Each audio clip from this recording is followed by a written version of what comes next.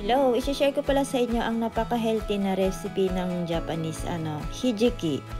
Ang una muna natin gawin i-soak muna natin siya sa water kasi siya dry siya, kaya ilagay niyo muna siya sa water. Tapos yung aborage, yung tofu yan, yung para matanggal yung mantika, sinuko din siya sa sa water, sa hot water para tuyuin niyo din yung tubig.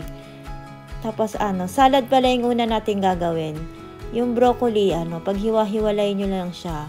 I-steam lang natin siya para lumambot yung broccoli. Tapos yung nilagay ko pala siyang sinamahan ko siya ng cabbage. Kung anong gusto nyong ilagay na halimbawa, lettuce, kahit anong gusto nyong salad na pwedeng isama, pwede naman. Ayun yung available sa akin, cabbage. Kaya cabbage na lang yung nilagay ko. Kung anong available sa inyo na pwede nyong ilagay na salad, ilagay nyo. Meron pala akong tutorial niyang kung paano kayo maghiwa ng cabbage na senggiri or napaka-pino na cabbage. Tapos nilagyan ko siya ng kamatis, para magkaroon siya ng kulay. Pag nagluluto pala kayo ng gulay, sisiguraduhin niyo na hinuhugasan niyo siyang mabuti. Ito palang ginamit kong broccoli, steam niyo siya or pakuluan niyo siya ng 10 minutes. Medyo lumambot siya, wag naman masyadong overcook para maganda pa rin yung kulay niya. Tapos etong aborage, siya, parang deep fry siya na tofu. Inano ko lang siya, pinirito ko lang siya para medyo magkaroon siya ng konting lasa ng sesame oil.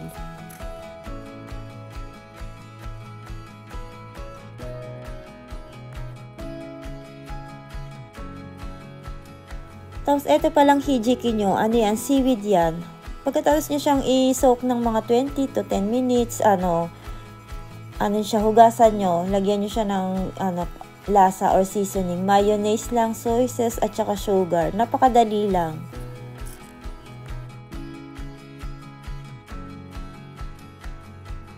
Ito na pala yung colorful natin na gulay. Ayan, i-arrange nyo lang siya sa plato kung magmukha naman siyang masarap kainin. Tapos nyo siya, jumban or in order nyo yung pagkakalagay, yung parang makulay siya. Tapos yung sa pinakaibabaw yung yung hijiki. Hijiki mayonnaise ang ginawa kong unang-una. Lagyan nyo lang siya ng konting citrus yan na soy sauce. Pero depende sa inyo kung anong gusto nyong salad na dressing ang ilagay nyo. Pwede naman. Diba, napakadali lang. At ang sumunod naman nating version ay ang okonomiyaki na nilagyan ko ng hijiki. Marami palang version dito sa Japan ng okonomiyaki. Napakasimple lang ng ingredients niya. Ang ibig sabihin pala ng okonomiyaki sa Japan, okonomi, kung anong gusto mong ilagay, tapos yung yaki, kung yung iluluto mo siya, ipapry mo. Yung cabbage pala, liit-liitan yung pagkakahiwa para mas maganda siya kapag naluto. Ihiwalay pala natin yung egg yolk tsaka white yolk. Tapos, ilagay na natin yung flour at saka yung dashi powder. Yung tubig pala, hindi nyo pala kailangan ng tubig kasi yung tofu, meron na siyang tubig. I-mix nyo lang siyang maigi hanggang sa mag-combine. Tapos, ilagay nyo yung hijiki. May tubig na rin yung hijiki. Huwag nyo itatapon yung tubig ng hijiki. Tapos, ilagay nyo na yung mga ingredients. Yung white ng egg, hindi nyo siya isasama kasi ifufuwa-fuwa natin siya or fluffy yung pagkakagawa natin. Kung wala kayong ganyan, pwede namang sa kamay lang.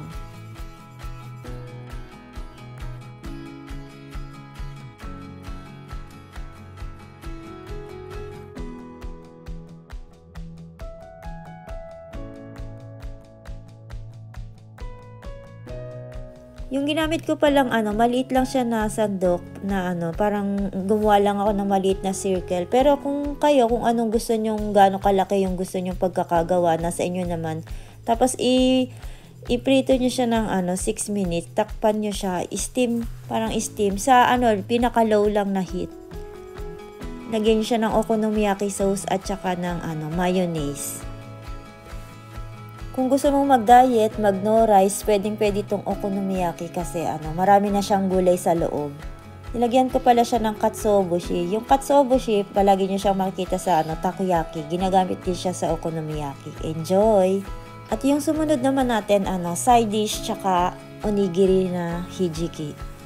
Ito nga palang hijiki, napaka-flexible niya kasi kahit saan pwede mo siyang ilagay salad, sa onigiri, or kainin mo na lang ng side dish. Ito pala ay mami ang tawag dyan, or beans. Napaka-healthy niyan, parang siya, lasang nato.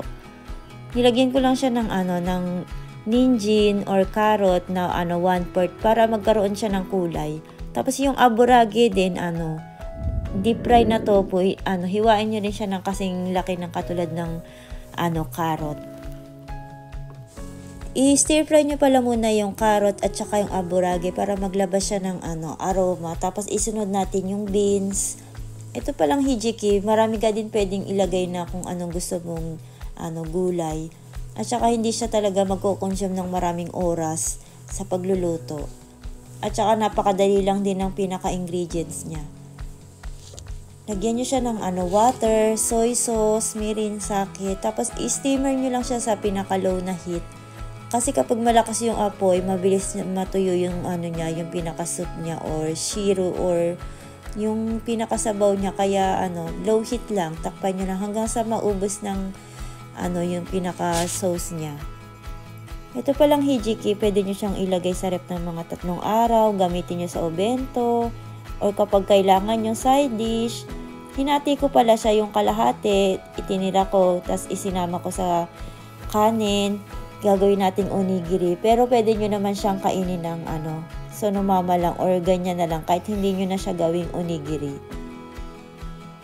Dito sa Japan, onigiri talaga yung isa sa napaka-popular na hindi mawawala sa home cooking ng mga Japanese. Kung hindi ka marunong gumawa ng onigiri, mahirap din gumawa ng onigiri. May nabibili naman ng mga ganyan na shape sa sa 100 yen shop. Mahanap mo siya or sa Amazon kung anong gusto mong itsura ng shape. Pero kung wala ka namang ganyan, pwede mo naman siyang i-form sa kamay mo, lagyan mo ng plastic. Meron na din pala akong tutorial niyan. Mag-enjoy ka talaga sa paggawa ng side dish na hijiki kasi pwede mo siyang gawing side dish, pwede mo rin siyang gawing onigiri. Ikaw ay nasa Japan, meron kang maliit na bata, napaka nito. Magandang ipakain sa bata kasi napaka-healthy niya. At yung isa ko pang huling-huling i-share sa inyo ay yung fried rice ng hijiki. Ganun din yung gawin nyo, isoak nyo siya sa water tapos i-drain nyo yung tubig.